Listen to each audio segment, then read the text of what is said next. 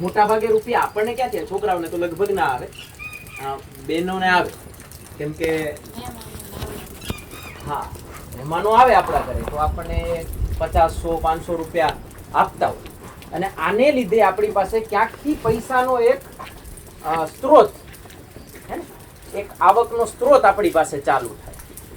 હવે આપણે આપણા નાના નાના સપનાઓ હોય કે ભાઈ મેળો આવશે તો હું આ લઈશ, મામાના ઘરે જઈશ તો હું તે લઈશ, બહેનો હોય તો એવું વિચારતા હોય કે ભાઈ હું ફલાણી જગ્યાએ ફરવા જઈશ તો હું ત્યાંથી આ ડ્રેસ લઈશ ને ફલાણા મોજણી લઈશ ને, આવા આવા નાના નાના સપનાઓ હોય આપણા, બરાબર. તો હવે જો આમાં જ એક નાની વાત પડેલી છે, તમને બધાને સમજાવું. અત્યારે આપણી પાસે એક વસ્તુ છે, શું આવી ગયું, ચોક ડસ્ટર. એક વસ્તુ આપણી પાસે આમાં જ આવી ગઈ, આવકનો સ્ત્રોત.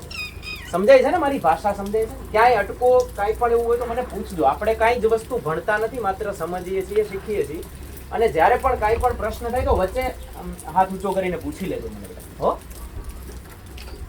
હવે બચત કરવા માટે પહેલી મુખ્ય જરૂરિયાત શું છે? આવકનો સ્ત્રોત. તો આપણામાં પહેલો જ મુદ્દો આપણી પાસે મૂકી શકાય,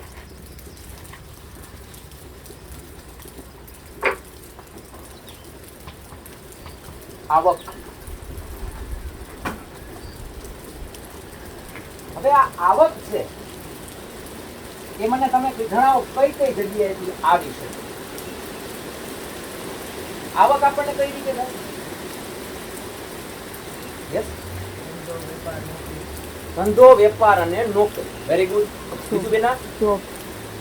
જોબ એટલે નોકરી, બરાબર. આવક આપણને આ ત્રણ વસ્તુમાંથી જાય. કાં તો ધંધો હોય આપણી પાસે, કાં તો આપણી પાસે કોઈ પણ વેપાર હોય, મતલબ આપણે મેન્શન કરી જ દઈએ, ધંધો, વેપાર અને નોકરી. આમ તો આ બે સમાનાર્થી છે. ધંધો અને વેપાર બે એકબીજાના સમાનાર્થી છે, પણ ઘણી વખત એમાં નાનકડા ભેદ હોય. એ અત્યારે આપણે વિષયમાં નથી ભણવું. આપણે મુખ્ય ત્રણ આવકના સ્ત્રોત ભણવા છે, તો એમાં આવકનો સ્ત્રોત આપણી પાસે ધંધો હોય, વેપાર હોય અને નોકરી હોય. અને અત્યારે તમારી પાસે મુખ્ય આવકનો સ્ત્રોત આપણા માતા પિતા, બરાબર ને? આપણી જરૂરિયાત કોણ પૂરી કરે ભાઈ? માતા પિતા પૂરી કરે છે. પણ હજી એક આવકનો સ્ત્રોત છે. તમને બહુ મતલબ આશ્ચર્ય થશે, અને મારે એ જ સમજાવવું છે કે આપણને કોઈ દિવસ ક્યારેય કોઈ લોકોએ આ વાત કરી જ નથી. આપણને આપણી માનસિકતા જેવી બનાવી દીધી છે ભાઈ આ ત્રણ વસ્તુ તમે કરો ને તો જ તમારી આવક, આનાથી જ આવક થાય. પણ હજી એક ચોથો સ્ત્રોત હું તમને કહું આવકનો, ઈ છે બચત. વોરન બફેટ નું નામ કેટલા લોકોએ સાંભળ્યું? વોરન બફેટ કોણ છે મને કે? વોરન બફેટ શું છે? નામ તો સાંભળ્યું. ચાલો, અર્થશાસ્ત્રીઓ હોય ને, દરેક દેશ હોય એમાં એક અર્થશાસ્ત્રી હોય કે જે પોતાના દેશની નાણાકીય જે આયોજન હોય એનું ઈ વ્યવસ્થાપન એટલે કે મેનેજમેન્ટ કરતા હોય. વોરન બફેટ જે છે એ એક તો પેલા સ્ટોક માર્કેટ, શેર બજાર સાથે સંકળાયેલા વ્યક્તિ છે ને, પ્લસમાં એક જેને કહી શકાય ને નિપુણ એવા અર્થશાસ્ત્રી પણ છે. તો એને એક બહુ સરસ વાત કીધી છે. દરેક આ વાત છે ને તમારી નોટમાં લખજો.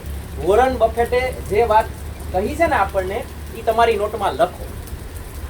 વોરન બફેટે એવું કીધું છે બેના, વોરન બફેટે એવું કીધું છે કે તમે કોઈ એક્સ્ટ્રા આવકનો સ્ત્રોત જો ઊભો ના